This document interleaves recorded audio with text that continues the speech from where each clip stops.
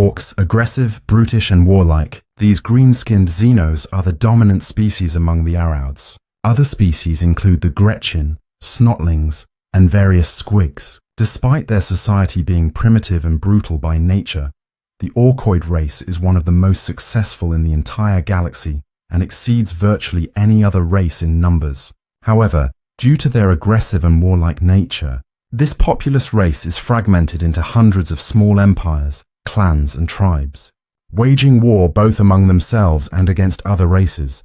Yet, even among such savages, there exists a hierarchy.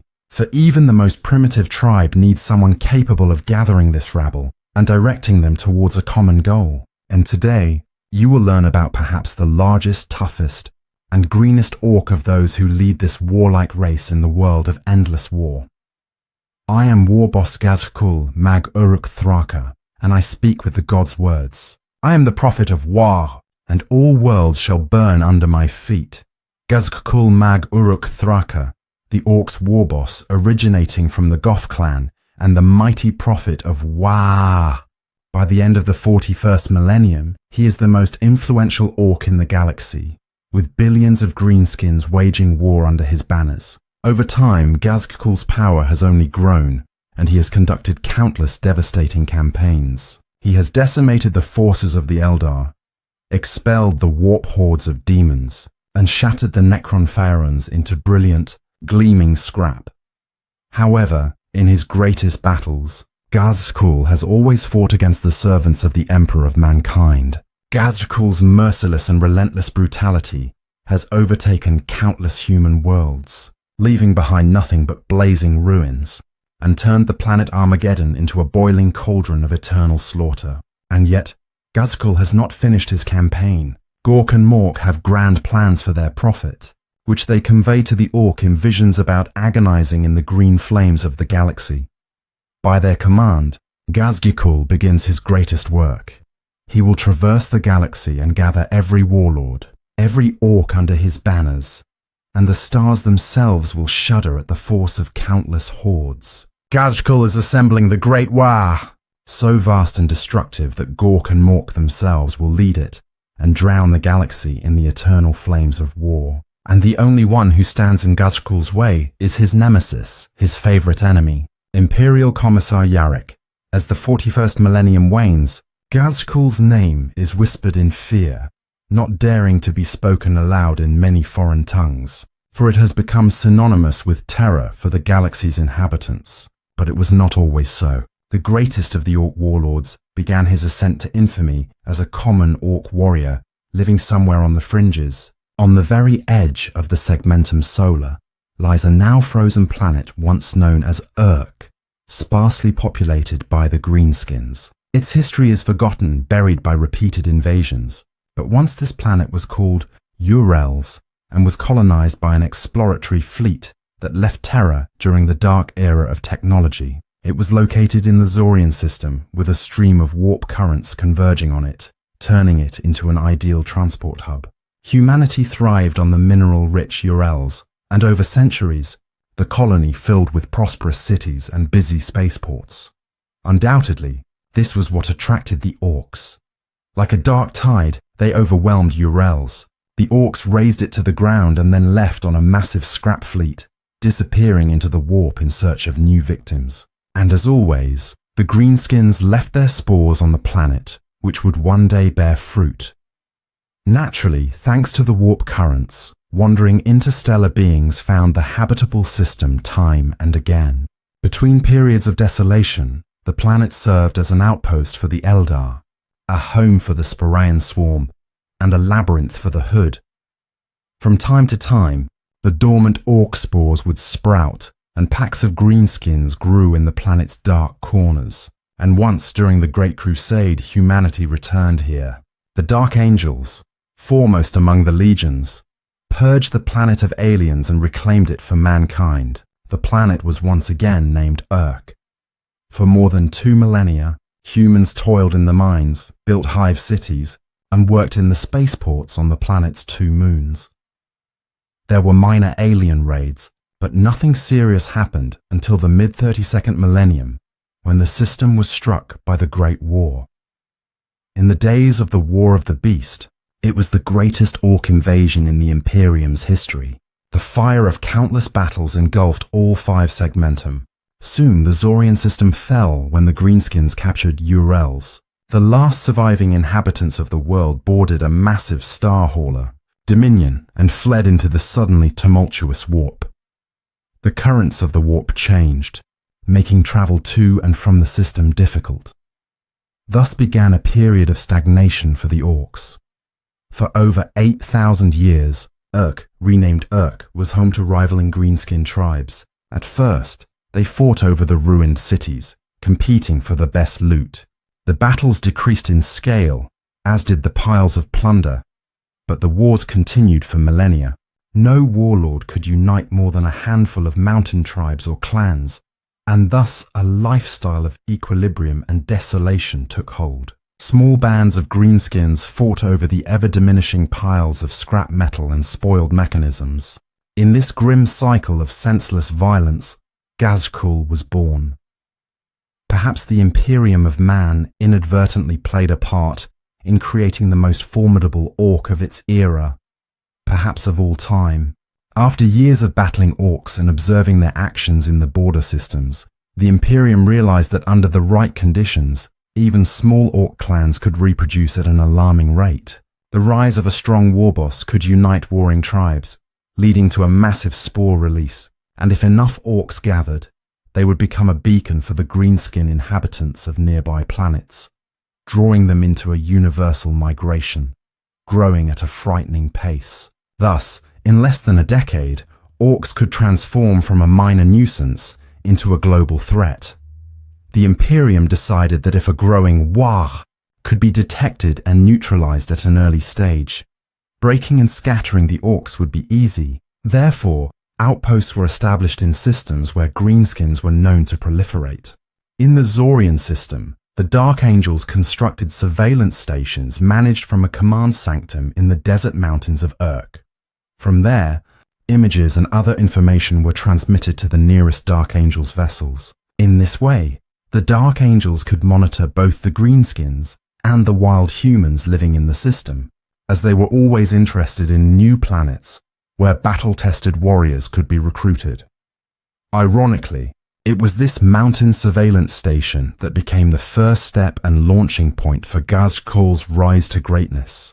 Just hatched, Ghazghkull was then a mere boy of the Goth clan, participating in a raid on the Astartes command sanctum. Even a station hidden deep in the rocks of the distant Ridge was not safe from the ubiquitous greenskins. It was the orcs searching for scrap metal who discovered the secret base and decided to loot it, thus activating the automatic defense systems. During the first assault on the base, Ghazghkull was hit in the head by a bolter round, a direct hit that cracked a large part of his cranium and tore a significant portion of the brain. Perhaps young and bleeding, Ghazghkull would have been left to die if not for 2 circumstances. Firstly, Ghazghkull himself got up on his feet, and the Goths always respected toughness and resilience. They also knew very well that the particularly mad pain boy of the Death Skulls paid well for fresh meat. On that day, carrion birds did not feast on Ghazghkull. As his own mob guided him onwards, Ghazghkull stumbled forward, not knowing where, holding his leaking brains with both hands. But the mob took him to the Death Skull's outpost on Rust Spike. There, his own gang sold the future warboss to Mad Doc Grotznik for a total fee of 3 teeth and a new chopper. Ghazghkull emerged from unconsciousness immediately after Mad Doc completed the main operation. The fact that he awoke surprised everyone, for Grotznik had replaced part of Ghazghkull's skull and brain with bionics, wires and squig tissues, all pressed down with welded adamantium plates. But this was far from the last surprise. Now Ghazghkull saw everything more clearly than ever before. It was not a matter of vision or the new bionic eye, which, to tell the truth, was always a bit unfocused. Rather, for the first time in his short life, Ghazghkull truly awoke and realized that his destiny was to unite the entire orc kind and lead them to the greatest Wag of all times. He now believed he was the messenger of Gork and Mork, the great green gods, and had been chosen as the living embodiment of their divine wishes. The orcs wanted him to lead the greenskins to the greatest battles of the galaxy. The first to fall under Ghazghkull's studded boots was Mek, the war boss of the Death Skulls. Ghazghkull barely stepped out from the filthy tent of Mad Doc, rubbing his gleaming adamantium and bald head when the war boss appeared, striding through the street between the ramshackle huts typically built by the Death Skulls. Mek demanded an answer from the Goth, asking what the hell he thought he was doing in the Rust Spike. Behind Mek, his entourage of knobs laughed, anticipating a merry fray, and Ghazghkull moved forward, clenching his knobbly fists, not even glancing at the formidable heavy combi weapon that the war boss of the Death Skulls waved. Mek, expecting just this from a Goth, opened fire. All barrels of his tricked-out gun blazed, the air filled with flying bullets and the bright, blinding flash of 6 muzzle flashes. Perhaps it was a sign from Gork, or maybe from Mork. Divine intervention, the salvation of the prophet. Though explosions bloomed at his feet and projectiles sliced the air a hair's breadth away, Ghazghkull walked unharmed. The clang of fallen casings, the howl of empty charges, desperate clicks on the trigger, the heavy steps of iron boots, and finally the screech of Dreg's rusty, collapsing iron jaw were heard. Opened, and then Ghazghkull began to beat, and so commenced a bare-handed beating so severe that the tribe's chieftains roared and ululated, involuntarily delighting in the spectacle. A devastating blow with Ghazghkull's new armoured forehead concluded the affair with a resonant crash. Standing over the fallen body of his foe, Ghazghkull declared that this was only the beginning. He roared, shouting to the astonished onlookers that he was the prophet of Gork and Mork, and added in a booming, bullish voice that if anyone else wished for entertainment and to be knocked senseless as the war boss just had, he would be more than pleased to oblige, and no matter if they came one by one or all at once. After a full hour of a good fight, in which Ghazghkull notably received nothing more serious than a scratch, he became the rightful ruler of Rust Spike, though it was hard to tell with such huge bruises under his eyes. And heads spinning from blows to his new followers, it seemed Ghazghkull grew before their eyes. Having crushed all the tribes within his reach from the citadel, Ghazghkull began to assemble a horde. In addition to the Death Skulls who had served Mek, several bands of Goths now served the young war boss. Stories of Ghazghkull's deeds began to spread among the villages built right on the dumps and the hastily erected strongholds of the greenskins. Orcs left their tribes, gravitating towards Rust Spike, wishing to become part of something grander than the tiny bands fighting over piles of ancient refugees. They wished to wage war under a new boss who claimed to converse directly with Gork and Mork themselves, and also promised to one day find them a worthy fight.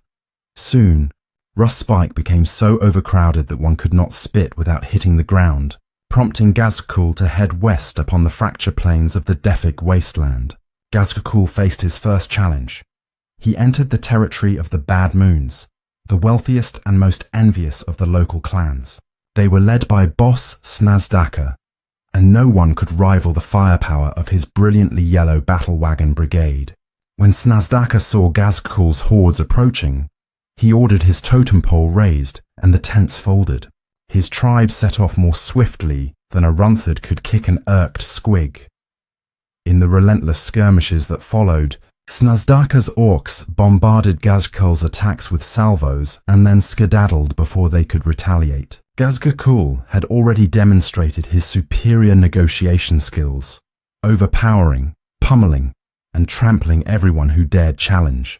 But now he was to be tested in cunning and tactics. However, the promising warlord showcased not only his superiority, but also genuine oratory mastery, which made his serving orcs jubilantly scream, raising their fists to the air. In just a few days, Ghazghkull prepared a series of countermeasures, each becoming an insurmountable obstacle for the Bad Moons.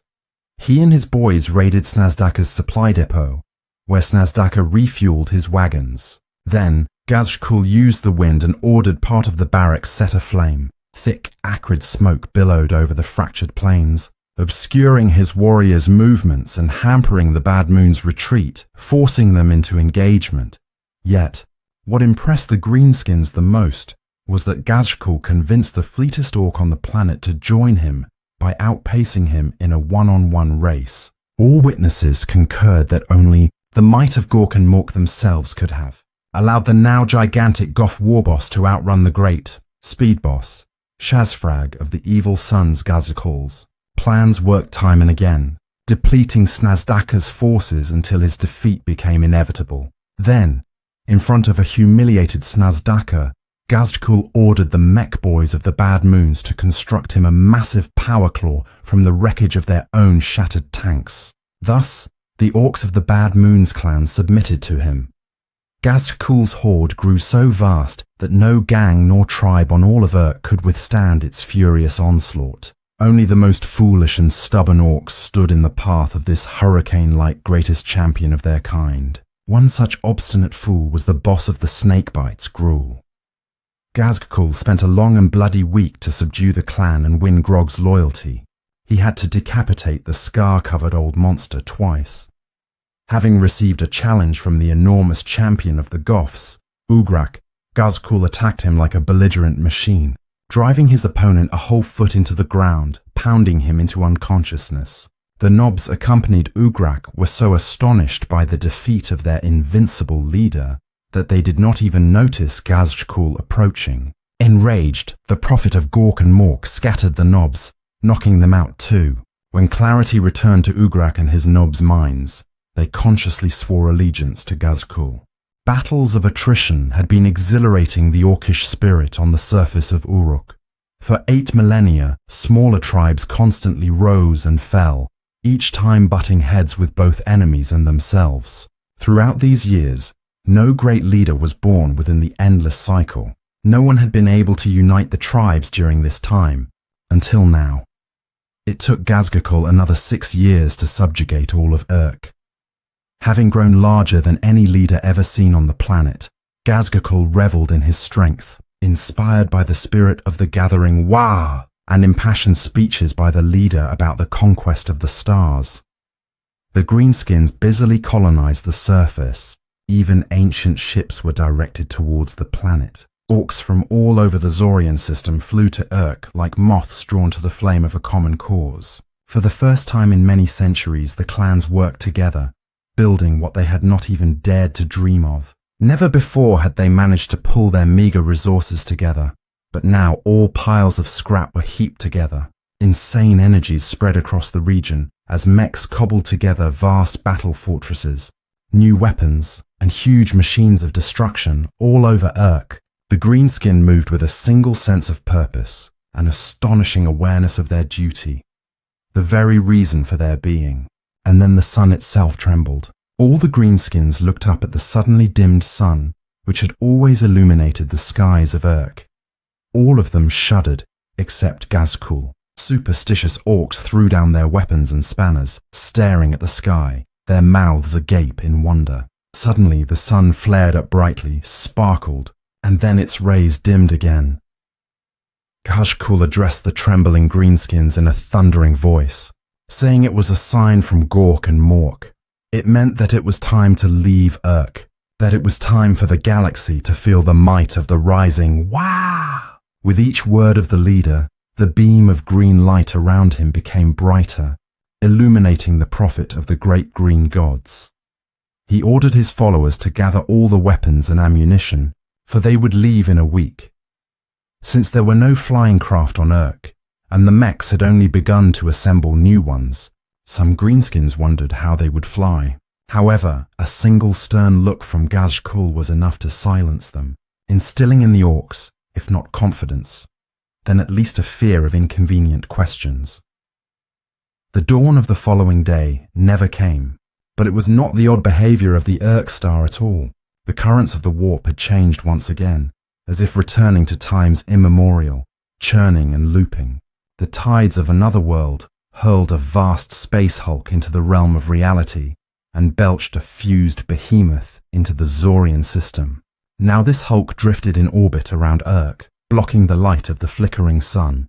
With every flare from the tormented sun of Urk, radiation storms spread, and therefore Ghazghkull approached the mechs and told them to secure the Space Hulk using super-heavy traction weapons. Part of the available spacecraft equipped with harpoon rockets was also put into action, fired to pin the giant Hulk to one of Urk's 2 moons. For a time, the Space Hulk was secured, but everyone understood that it was only temporary. By Ghazghkull's order, all orcs gathered rushed to assist the mechs. They worked non-stop, assembling as many transport ships as possible. Of course, only 100 of them could truly be called ships, while the rest were built for a one-way flight. There were hundreds of such primitive rockets. Each was unguided and stuffed from floor to ceiling with greenskins. Climbing atop the largest of the makeshift ships, Ghazghkull led the great exodus to seize the Space Hulk. Flames erupted from both the rockets and from the untimely explosions and collisions in the sky.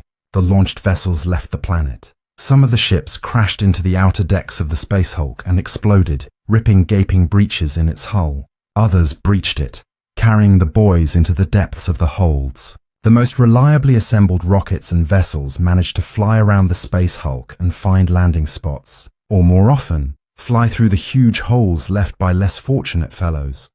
However, as is usually the case, the Hulk was inhabited. Right after the initial incursion, the first wave of greenskins was attacked by warp spawns. Burner boys, melting their way through bulkheads, had to swiftly switch from cutting through metal to defending themselves against a whole stream of demons. Clouds of chemical orange fire met volleys of sorcerous blue flame. Burner boys found worthy foes in the rolling pink horrors. Even before the final landing of the ships, the most agile speed freaks were jumping off the cargo ramps and rushing through the cave-like corridors, firing all their guns, although after the incursion, less than half of the damned ships might have taken off. They were ordered to take off and head to Urk to capture more boys for the fight. The battle for the demon-infested cosmic wanderer was fierce and took place in an ever-changing environment. No quarter was asked for or given. Orcs and demons tore each other apart in narrow corridors and turned entire cargo decks into slaughterhouses where whole armies clashed face to face. Fresh hordes of demons burst from the depths of the Space Hulk, while greenskin rockets breached the hull, throwing orcs out. The Xenos slowly pushed back the demonic forces. Yet at every crossroads, ambushes awaited them. The losses were substantial. The Mad Dog Grotznik himself led the seizure of the landing deck of what once must have been a human transport. Inside the vessels parked within the ship, skeletons of long-dead crews still lay. The few still capable of flight were seized by the orcs for troop transportation. Meanwhile, the knobs of the Goths were making their way to an asteroid that turned out to be deep within the Space Hulk. There, in the magma-scorched tunnels, their rusty power claws met with hellblades, and only thanks to Ugrak's flamethrower were they able to clear the path. In the vast holds, the battle wagons swept away any resistance with their death rollers. But they were awaited by soul grinders, fearsome demon engines tearing apart orc machinery and the orcs themselves with their metallic claws. And the soul grinders were stymied by the tank busters among the greenskins, climbing through ventilation shafts to positions suitable for firing. Circling smoke rockets exploded upon hitting the unnatural monsters, tearing them to shreds. Flames and ichor flew in all directions, and following the advancing boys were the mech boys, patching up holes, sealing airlocks, and repairing damaged war machines. And these battles stretched on for weeks, during which billions of greenskins were transported from the surface of Urk to the Space Hulk. Ghazghkull himself led the breakthrough to the center of the Space Hulk. There, in the black heart of fused and collided ships, lay the envoy of forgotten times, the huge star freighter, Dominion. Having left Urk, then known as Urukus, and fled from the invasion of the greenskins, the ship had become lost in the warp. Its frightened human cargo and crew attracted the attention of the monstrous entities dwelling there. Now the Dominion had returned home, but in the place of its warp engines now lay a vast rift, a sinister hole from which the energies of the Immaterium spilled out. Driving the demonic forces before him, Ghazghkull ordered his "Wah!" to shoot at the reality rift, but to his fury, it was to no avail. With a bestial roar, leaking pure green energy from his reforged skull, Ghazghkull charged at the breach and struck. The war boss's even greater fury was sparked by the power claw's impotence, and then issuing a deafening challenge, Ghazghkull headbutted the rift with all his might. Green flame flashed, a resounding snap was heard, and finally the hole folded into itself and vanished. It was unclear whether this was caused by the force of the impact or the latent psychic energy of Ghazghkull. But the deed was done. The demonic threat was ended. For the time being, the Space Hulk, dubbed by Ghazghkull as the World Killer, was now completely under the control of the Greenskins, and in the moment when Uruk was engulfed by fiery gas clouds, the World Killer returned to the warp. The war for the galaxy had begun. It remains unknown how long Ghazghkull and his followers drifted in the warp.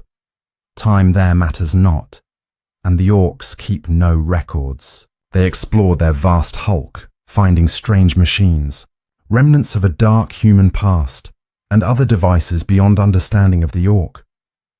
For many, especially the Death Skulls, these explorations involved looting everything, particularly that which was not bolted down. Working alongside burner boys who cut through metal with their arc welders, the Orks were able to repurpose everything for their own needs.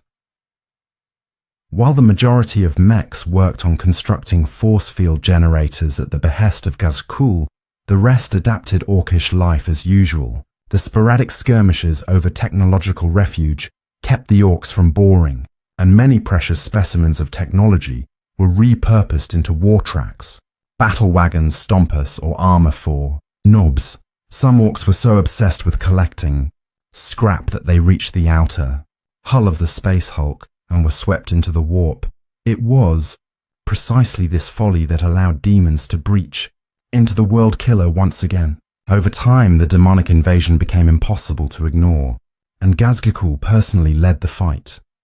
As battles raged aboard, the Orks were content, and the Space Hulk literally became imbued with the energies of the Wah! The Greenskins reproduced rapidly, filling the sectors of the colossal ship.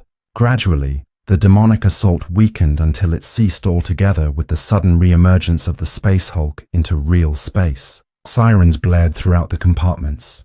Warboss Ghazghkull issued orders, readying the Orks for a new battle. As the World Killer hurtled towards the planet, knocking aside orbital structures and stray ships that failed to dodge the flying wall of cosmic debris, it descended like an avalanche from a quiet slope. It was like thunder amidst clear skies. The defenders of Armageddon were unprepared for what awaited them. Though the Imperial Guard and the Armageddon Planetary Defense Forces were well equipped, they were utterly unprepared for the waves of greenskins that overran their armies. Humanity underestimated the strategic abilities of their foes. They had fought Orks before, but these greenskins were different. This was not a standard attack by some minor warlord.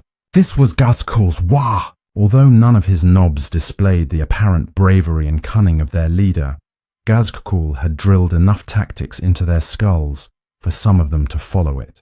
They easily crushed the legions of the planetary defense forces, which had advanced from the hive cities of the planet to hold back the greenskins. Initially, the Orks began their assault to pin down the enemy on the flat ash wastelands, while hordes of bikers and squads of battle wagons rode around to surround their foes, cutting off their supply lines. Then the greenskins tightened the noose. They set up their mech big guns batteries to hit the panicking defenders left in an ever-decreasing cauldron.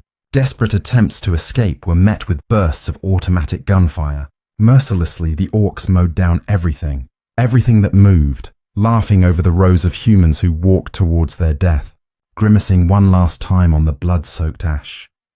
Once the plains were cleared, the Orks moved on to the hive cities where they found themselves surprised. The hives built atop the expansive ash deserts towered above the mountains. These were the great factory cities of the Imperium, vital for its ceaseless military endeavors. This industrial might was on a scale the Orks had never before seen. The mechs looked on the hives with glee, imagining what they could build with such colossal reserves of materials. The defense mounted by the Imperium proved more formidable.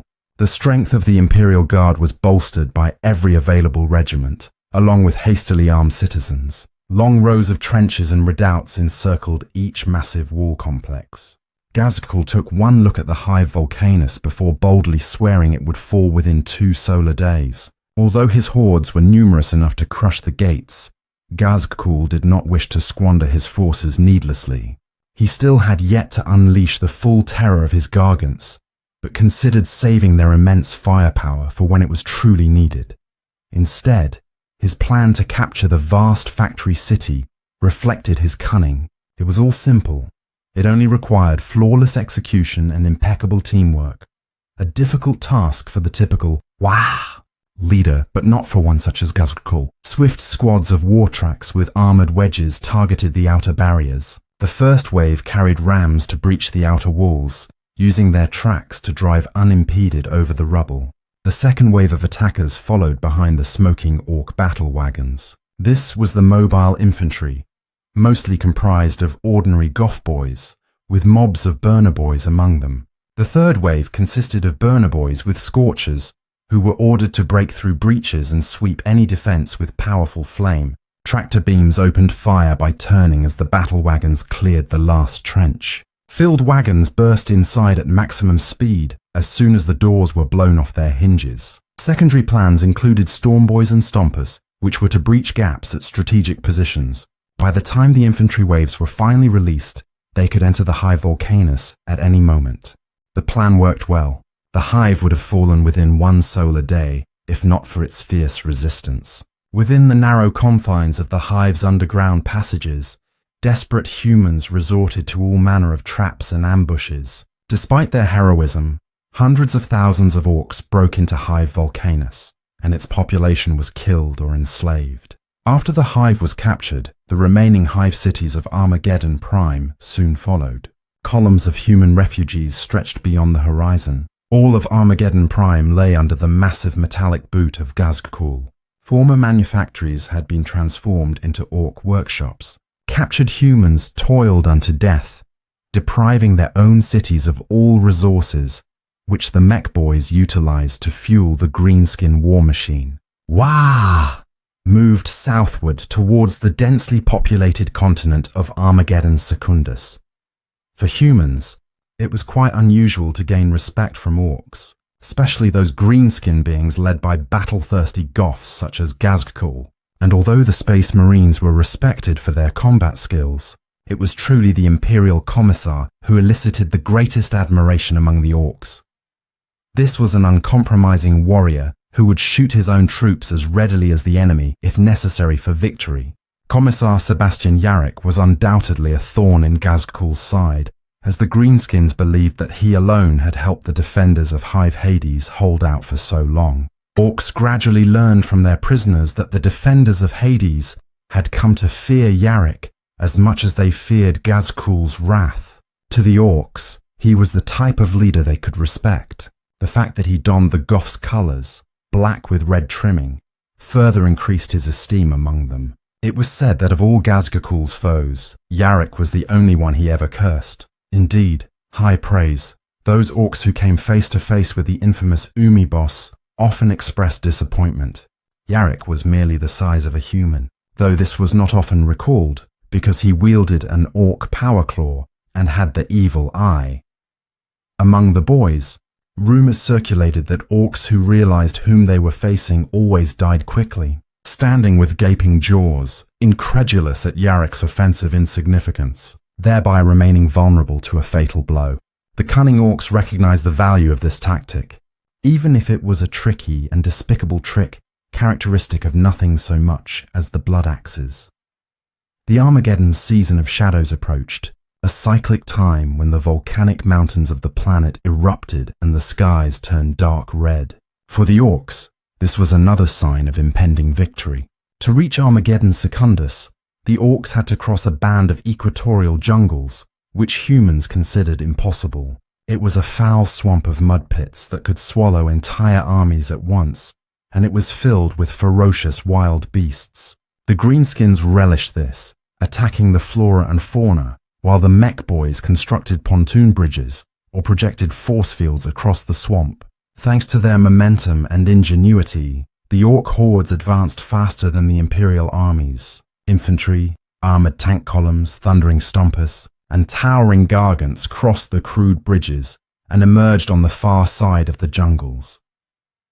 Again, the Orcs caught the humans off guard, breaking through their defensive positions. As the Orcs surged through the ash deserts toward the hive cities, gigantic Imperial war machines and tank squadrons rolled out into the wasteland to meet them. From this moment, the battles became fiercer, and the Orcs' losses started to mount. The initial clash occurred in the scorched desert known as the Death Barrens, while the colossal war machines of the Iron Skull's Titan Legion battled the Gargants. Mass tank assaults began to punch huge holes in the Orc hordes. The Greenskins did not flinch, and those slower continued to advance into this thunderous onslaught. With a clangor, advancing forward, these ironclad Xenos walked through the hail of shells. The land armada of Death Dreads, Killer Cans, and the cumbersome Morkanauts crashed into the enemy's armored formations. Explosions illuminated the plains as power claws ripped turrets off. Buzzing saws reached for enemy crews, and the screams of eviscerated victims were music to the ears of the Orcs. When the enemy tanks turned into smoking ruins, Stompus and Death Dreads used their firepower to tip the scales in an evenly matched fight between the Gargants and Titans. From the destroyed Imperial Titans rose tall mushroom clouds, and the striking blasts from their detonations killed many Orcs. Yet when the shockwaves ceased, the green tide flowed again over the vast craters. Subsequent battles escalated the Armageddon War to a new level of destructiveness. Humans knew what awaited them in case of defeat and fought desperately for every meter of ground. The Orcs managed to destroy the Infernus Hive after the Blood Axes struck a deal with a corrupt governor, but they could not breach the defenses of Hades and Hell Reach. In desperation, Imperial Command launched viral bombs, one of the most destructive types of weaponry. Hundreds of thousands of Orcs died, but the survivors continued their advance due to the stupidity and confusion of their commanders. Ghazghkull was forced to personally lead the siege. The war boss used a multitude of tactical moves: lightning-fast raids, deceptive maneuvers, mass assault waves, carpet bombings, airborne strikes by storm boys, and the simultaneous capture of underground communications by commandos. All this allowed the capture of Hell with every strike. The Orcs penetrated deeper into the city until Ghazghkull gathered numerous weird boys on the blood-soaked streets and ordered them to unleash a powerful psychic storm which destroyed the minds of the remaining Hive defenders. However, what allowed the destruction of Hell's Reach did not work on the approaches to the Hive of Hades. Stormboys failed to break through the anti-air defenses. Commandos were cut down in the tunnels, and a Gargant was destroyed in a suicidal attack. The city's defense, organized by Commissar Yarrick, remained unshakable, and the Commissar himself became an increasingly notorious figure among the Orcs. Ghazghkull was furious. Capturing the Hive Hades became a matter of principle for him. Time and again testing the Hive's defenses, Ghazghkull did not even notice the significant defeat of his army near the Hive Acheron. The flames of orbital bombardment engulfed the Orc hordes, and when the explosions finally subsided and the sky cleared, thousands of Thunderhawks hurtled towards the planet. The Space Marine assault on Armageddon had arrived. The Blood Angels, Ultramarines, and Salamanders made the Orcs taste the bitterness of a crushing defeat. Perhaps had Ghazghkull intervened personally, the Orcs might have been able to turn the tide of battle, and Armageddon would have fallen. However, the desire to destroy Hive Hades became an obsessional idea. In the bloody haze of battles, Ghazghkull no longer received visions. His only desire was to grind into bloody dust with his boots all those who dared to challenge him. And in the end, he succeeded. The defense of Hades fell, and the Orcs broke into the Hive. The Astartes arrived too late to assist the defenders. The entire Hive was slaughtered to the last man. Ultimately, Ghazghkull gathered his remaining forces and besieged Hive Tartarus. The fate of the planet hung in the balance, and everything that was left at the Orcs' disposal was thrown into this battle. However, as the Orc Stompers and Morkanauts had already breached the Hive gates, a steel rain of drop pods fell upon the Xenos. The Astartes dispersed the ranks of the Orcs, seizing the initiative from the attackers. The Greenskins were repelled and continued to retreat until Ghazghkull himself entered the battlefield. His furious counterattack could have turned the tide of the battle, but right in the midst of the fight, the warlord and his bodyguards simply vanished. The news of Ghazghkull's disappearance quickly spread among the Orcs, spelling their doom. With no one left to gather and organize the fragmented Orc hordes, those Xenos that survived took cover in the underground tunnels and equatorial jungles. Some believed that Ghazghkull had fled, others thought him dead. A few Orcs believed that the hand of Mork himself had saved their warlord at the last moment. Either way, Ghazghkull Thraka left the planet. Leaving Armageddon, Ghazghkull did not succumb to inactivity. He did not perceive this campaign as a failure. On the contrary, Armageddon was merely the beginning, and now the plan was clearer than ever. Humans made a huge mistake by not immediately pursuing the warlord. Only Yarrick demanded an immediate hunt for the Orc. However, no one heeded the Commissar's words. The Imperial Command thought that Ghazghkull, if he survived, no longer posed a threat. As trying to gather Orcs around him again, he would most likely be immediately killed, gaining the reputation of a loser, but they were wrong. Indeed, after losing a major battle, Orcs often kill their failed leader, and Ghazghkull indeed had to remind some clans of his greatness. But soon the Orc fully restored his influence, not only by brutally killing the most stubborn, but also by inspiring words. Ghazghkull declared that the gods had revealed the truth to him. To destroy your enemy, you need to know them well. For the Orcs, this concept was revolutionary and profound. They accepted the fact that the whole war was merely reconnaissance, an experiment intended to see the humans' reaction to a mass invasion. Indeed, coming from an isolated planet, Ghazghkull learned a lot new in this war. Now it was time to regroup, gather fresh forces and lead a new Wah, sweeping through star systems. Ghazghkull's forces remained on Armageddon. Only the most trusted nobs moved with the warlord to another Orc world, Golgotha. Once this planet was populated by humans, but since then millennia had passed, and the planet changed many owners until Orcs finally came to it. However, that war had long since ebbed, and like Urk, Golgotha became a refuge for many fragmented small tribes. Ghazghkull went on a unifying campaign again, killing bosses and gathering Orc tribes. Rumors about him quickly spread across the planet, and many Orcs began to seek out the new war boss themselves. During this time, fulfilling his vow, Yarrick set off in pursuit of his sworn enemy, chasing him for a decade. Ghazghkull exerted all his might to save the remnants of his forces, attacking with his rear guard only out of necessity.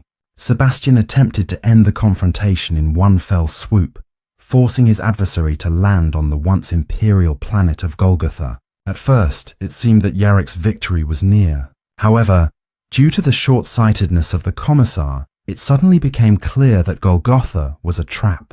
At a pivotal moment, the forces of the Imperium received a stab in the back from a second, smaller Wah from the Goths personally led by Ghazghkull. Following this, an Orc space hulk emerged from behind the moon of Golgotha to drive the Imperial fleet from the planet's orbit. Throughout the battle, the Orcs used 2 armored trains, one of which was destroyed, and the other became the cause of the Imperial Guard's defeat. Ghazghkull and his greenskins attacked the defenders of the Imperium with such ferocity that even the heroic Commissar himself could not withstand him. His forces were scattered, and Sebastian Yarrick was taken prisoner. Quickly assessing the situation, Yarrick began to organize an uprising among the human slaves. Since the workers were used by the Orcs as slave labor, the humans managed to compile a rough map of most of the space hulk. Yarrick wanted to attack the huge structure resembling an Orc's head, believing it to house their god's temple, and accordingly Ghazghkull but other prisoners convinced him to attempt an escape and to warn the Imperium. Reluctantly, Sebastian agreed, and when the time came, one of the worker gangs detonated the Ork's large weapons cache. Alas, the escape was foiled because the necessary ship was in the process of being upgraded by a mech.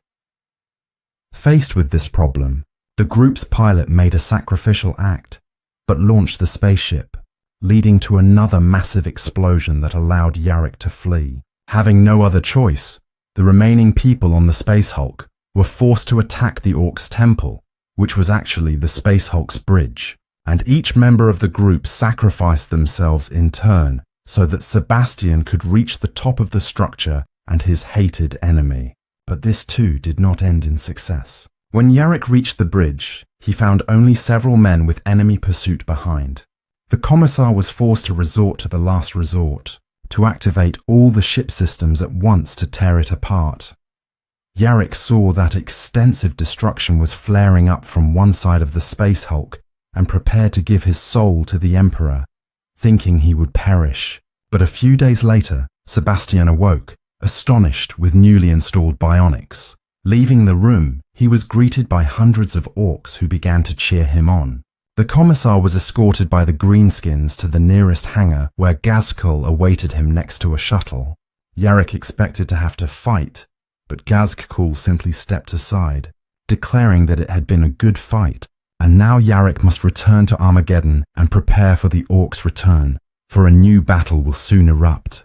Ghazghkull, having released Yarrick, informed his astonished subordinates that a good enemy is hard to find. He implied that he wanted to enjoy his confrontation with the Commissar and did not wish for it to end so simply.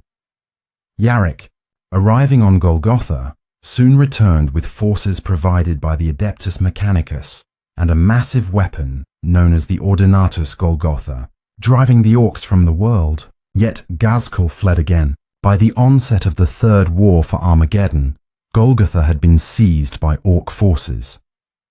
Had the Imperium gathered and analyzed data on all of Ghazghkull's attacks, they would have noticed a troubling pattern. However, the bureaucratic machinery of the Imperium is too cumbersome, and the state is already constantly fighting various threats. From the year 945 to 996 of the 41st millennium, Orc attacks became more frequent, and in the year 997, Ghazghkull formed an alliance with Nazdreg Ug Erdgrub, testing innovative teleporter technology to send an entire army of Orcs to the imperial world of Piscina IV. Only the Dark Angels were then able to save the planet from destruction. Over the 57 years following the Second War for Armageddon, Ghazghkull gathered his forces and prepared for a new invasion. He meticulously analyzed the entire course of the previous war and fully understood his mistake at Hive Hades. Meanwhile, the Imperial command strengthened the defenses of both the planet and the entire star system after the Orcs nearly captured it. New orbital stations and platforms, patrol groups of ships, and a network of reconnaissance satellites elevated Armageddon's defenses to a level second only to Holy Terror itself. However, this was of no consequence to Ghazghkull, and his freshly assembled armada again set out for Armageddon. On the feast of the Emperor's Ascension, the Orcs came to the planet. The battle in space lasted 2 days, and the dawn of the third illuminated numerous Orc dropships. Following them were hordes of atmospheric fighters and bombers. This time, Ghazghkull decided not to fight for Hive Hades. Clearly remembering the previous attempt, he simply dropped several asteroids on the Hive, destroying the entire city along with its inhabitants and defenders in this act of vengeance. Laser defense platforms fired non-stop, inflicting monstrous losses on the Orcs. The surface began to experience a continuous rain of ash and debris. Feral Orcs, remnants from the previous war, and commandos broke out from the jungles and mountains to join their brethren. The Orcs swiftly captured defense platforms and macro cannons, immediately turning them against their former owners. Airfields were quickly constructed, allowing the Orc atmospheric air force to gain air superiority. Any attempts by the Imperials to establish a defense were immediately overwhelmed by massive fire and bombings. Thanks to their preparation and unrestrained fury, the Orcs gained the upper hand in every battle. This remained the case until the Astartes once again arrived on the planet. The Emperor's Angels again employed the tactic of lightning-fast attacks, dispersing and annihilating the Xenos. However, Ghazghkull remembered the past errors well and prepared a couple of surprises. Hive Acheron fell thanks to traitors within the city. After that, to aid the Orcs in the ash wastes, Ghazghkull issued an order to activate another surprise from the orbit. Huge chunks broke off from the space hulks and Orc rocks and hurtled towards the planet. Ghazghkull remembered well those lightning-fast attacks by Space Marine drop pods that had continuously hampered his advance. And although the Orc army never complained about mobility, they couldn't compare in this regard with the Astartes. But the rocks were meant to change everything. These were hollowed out, armed pieces of asteroids filled with Orcs, which hurtled towards the planet, at the very last moment slowing their descent with engines. The rocks fell all over the planet, not only where something needed to be destroyed, but also in completely uninhabited regions of Armageddon. The rocks themselves were quite an effective weapon, as the shockwave after the landing could cause serious destruction. But that was not the main goal. The rocks that fell on the Astartes positions carried teleport homers, allowing the Orcs to send reinforcements at an incredible speed.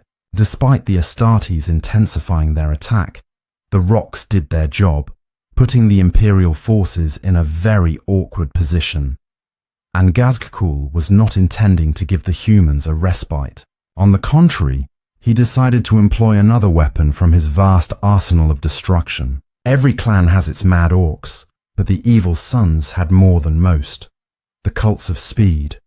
These Orcs were literally obsessed with fast riding.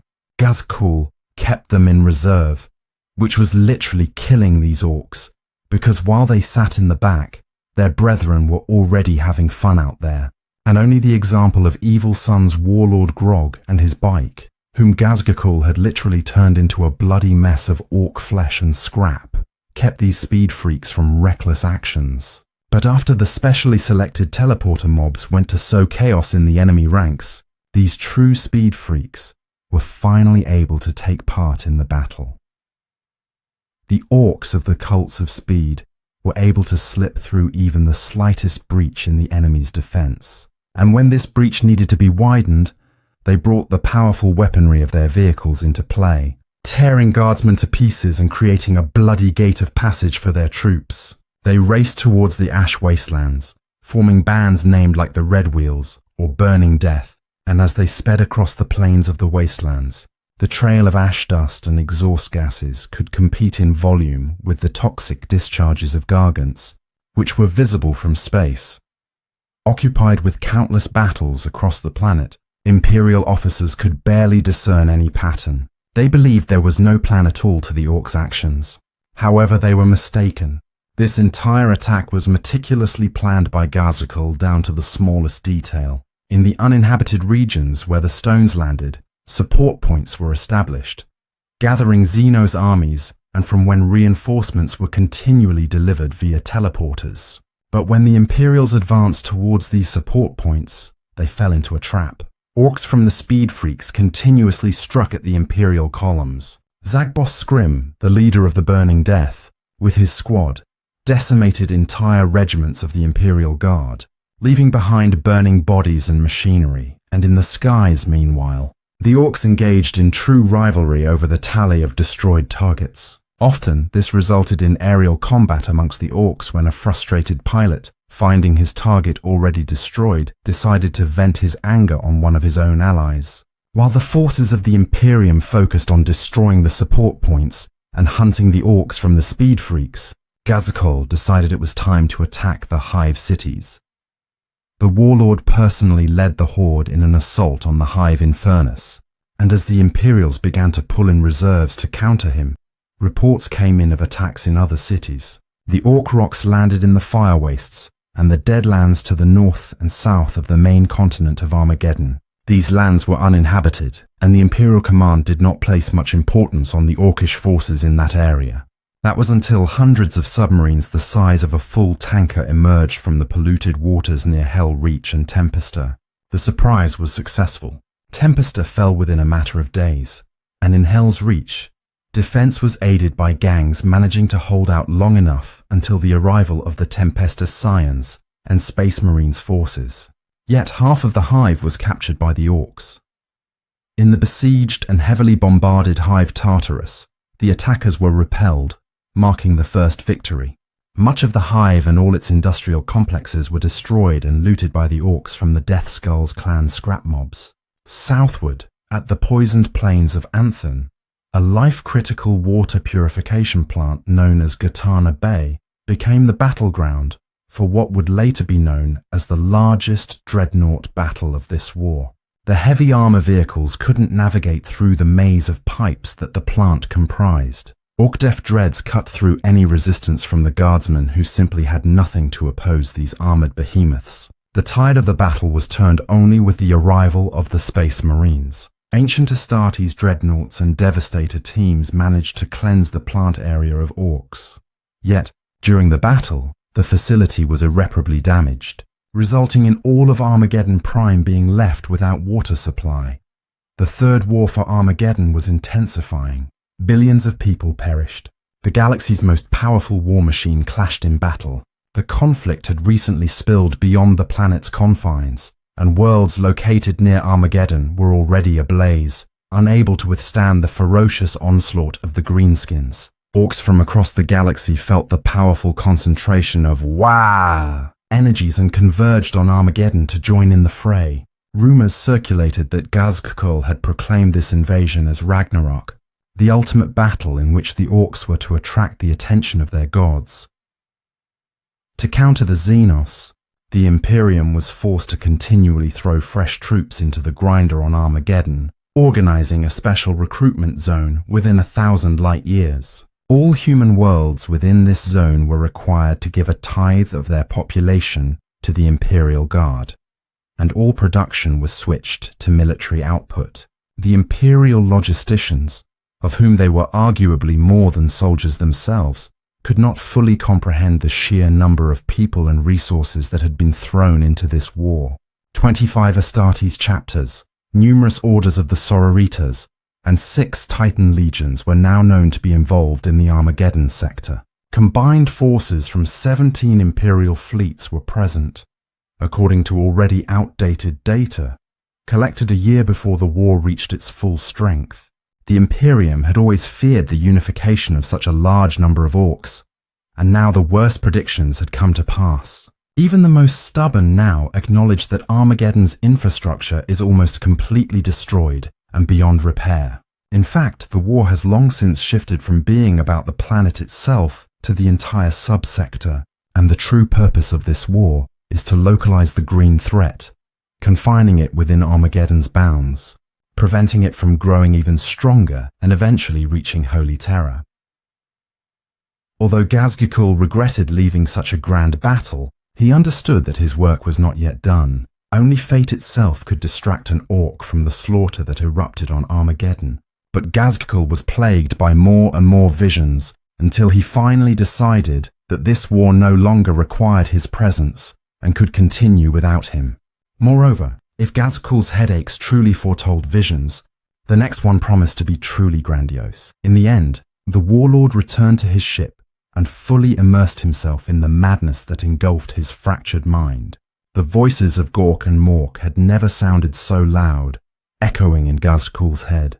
Yet no matter how hard the warlord tried, he could not understand what exactly the gods demanded of him. The pain from the visions made Ghazghkull roar and flail in agony. Many Orks would consider the spoils gathered on Armageddon more than rich, but they lacked ambition. Blessed with vision, Ghazghkull knew this war was just the beginning, and although he could not precisely say what he was looking for, he was absolutely certain he would not find it on Armageddon. Leaving his lieutenants in command, Ghazghkull drifted further away from the war-torn world, only regretting he would not be able to return before his Orks captured the entire planet. As the fleet gained velocity, Ghazghkull gathered the Weird Boys on the bridge of his ship, hoping they would help him decipher the vision. However, all that these oddities managed to do was irritate the Ork, for it was hard to calmly endure the terrible headaches while watching weird boys drooling over themselves, aimlessly wandering around the bridge, gone completely mad.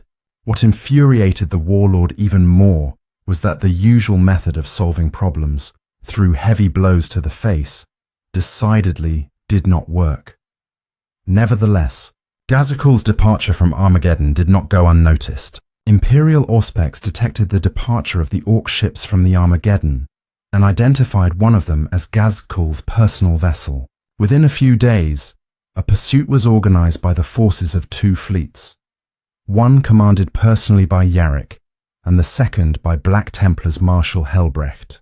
Yarrick had once allowed the Orc to escape, and it had cost the Imperium dearly. This would not happen again. The Imperial ships, much faster than the Orc ones, caught up with Ghazghkull's fleet after several weeks and blocked it in the lifeless void of space known as the Haunted Gulf. Realizing there was no escape, Ghazghkull decided to send his fleet into an attack, aiming to break through the ranks of Imperial ships. This decision was mad, but the chance of success was still present. Ghazghkull once again employed a tactic unusual for Orcs, using several empty ships as bait. Nevertheless, the numerical superiority of the Imperials took its toll. The counterfire literally tore the Orc flotilla apart.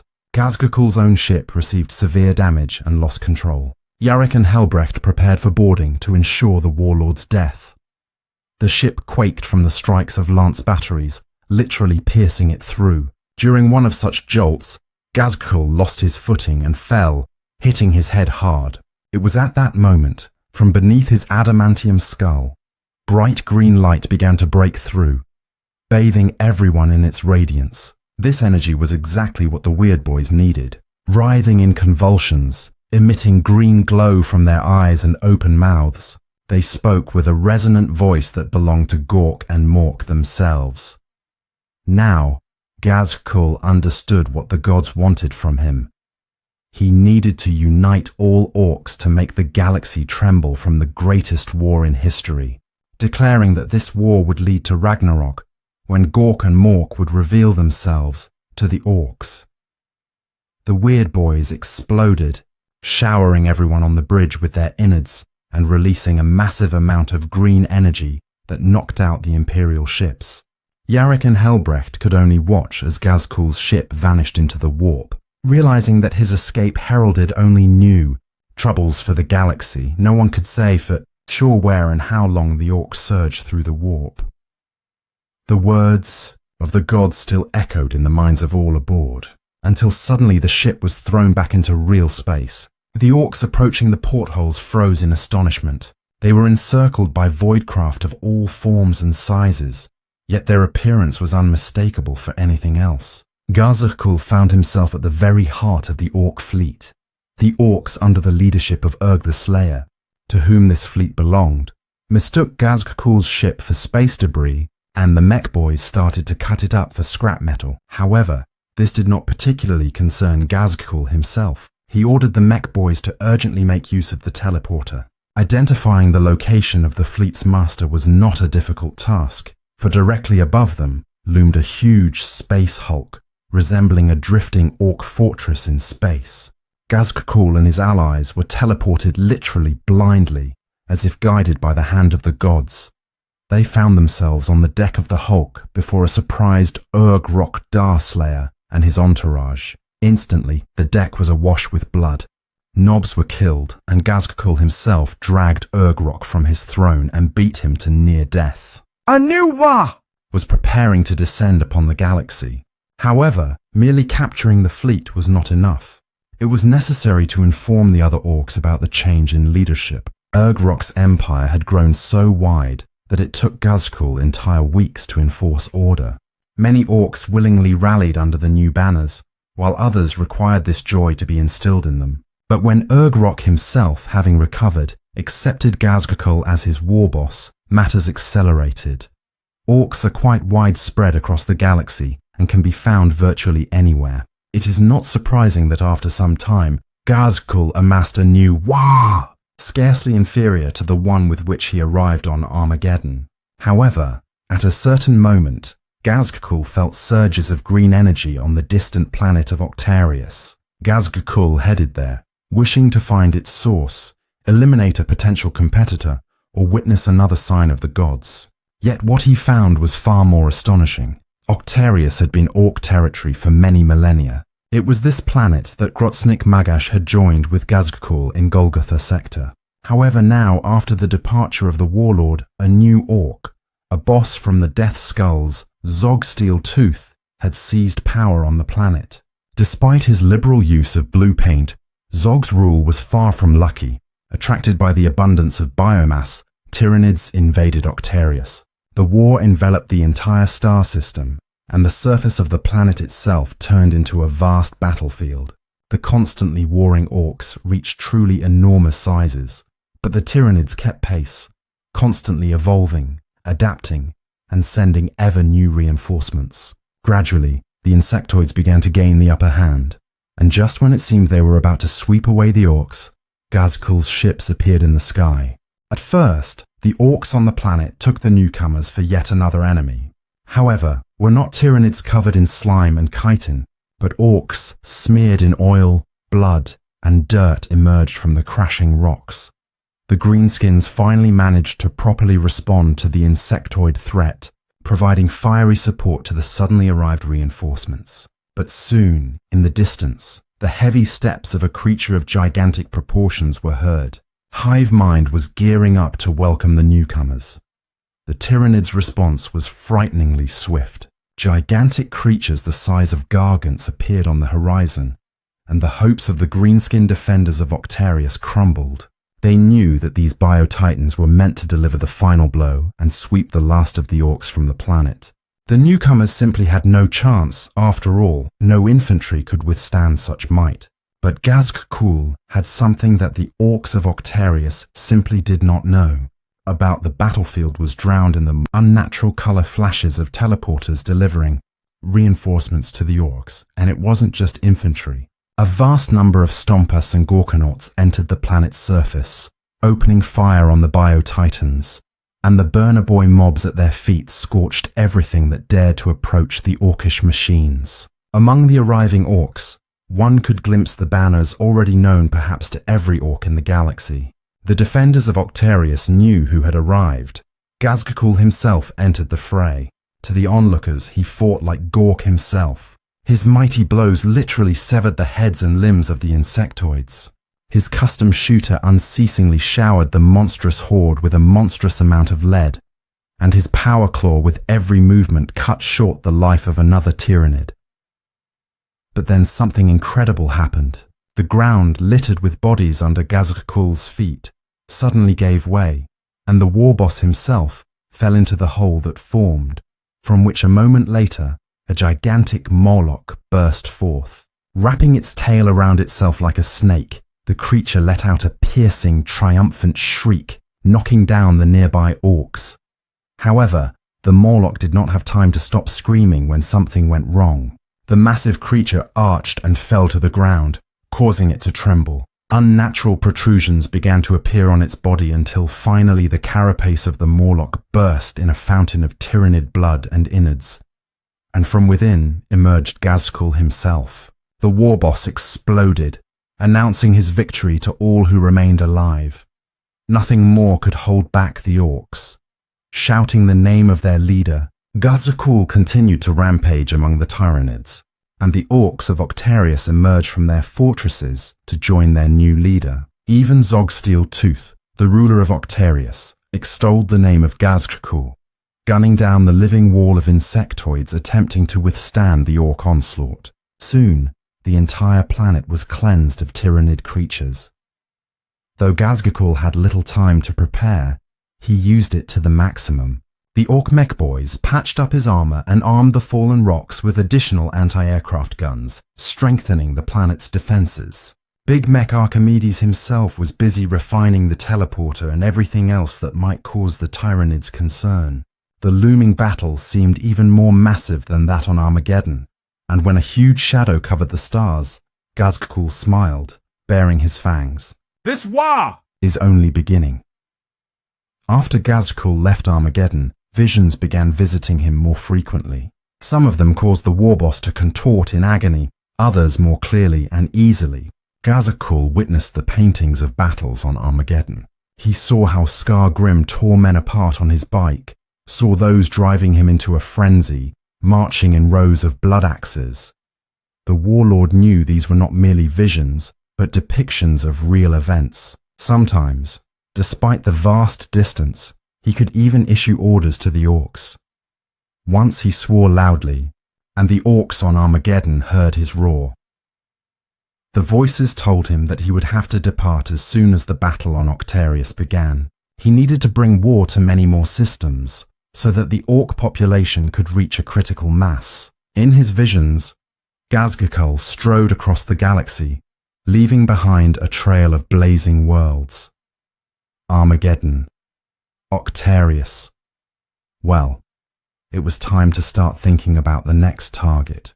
Currently, Ghazghkull has left Octarius and leads a fleet numbering more than 5 million ships.